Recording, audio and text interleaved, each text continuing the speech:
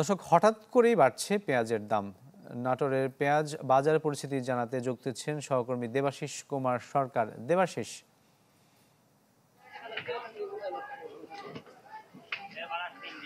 রাকিব, আপনি জানেন যে নাটোর একটি কৃষি প্রধান অঞ্চল এবং এখানে কিন্তু পেঁয়াজ উৎপাদনে হচ্ছে হলো মানে স্বয়ংসম্পূর্ণ একটি জেলা।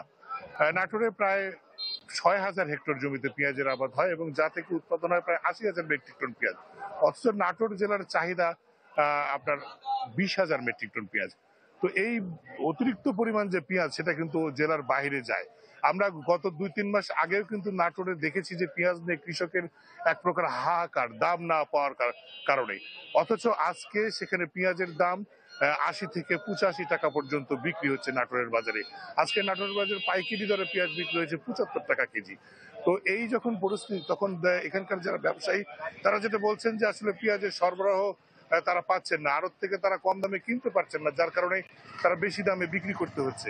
অথচ সাধারণ ভোক্তারা যেটা বলছেন যে পেঁয়াজের সরবরাহ কিন্তু কম নেই এবং আড়তগুলোতে কিন্তু প্রচুর পরিমাণে পেঁয়াজ রয়েছে।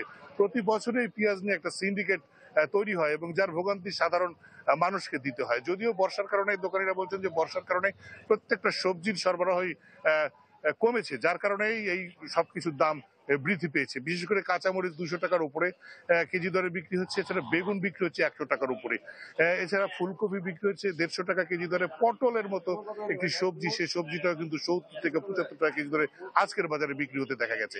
এছাড়া অন্যান্য সব সবজি কিন্তু ৬০ টাকার উপরে, যদিও শুধুমাত্র আলু এবং পেঁপের দামটা ৩০ টাকার মধ্যে রয়েছে। এছাড়া অন্যান্য সব সবজি বৃদ্ধি পেয়েছে।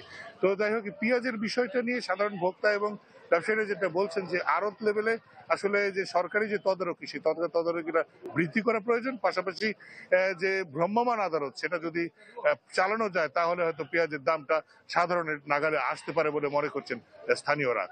রাকিব। দেবাশিস, আপনাকে ধন্যবাদ। দর্শক, নাটোর থেকে পেঁয়াজ বাজারের সবশেষ খবর জানতে যুক্ত হয়েছিলেন সহকর্মী দেবাশিস কুমার সরকার।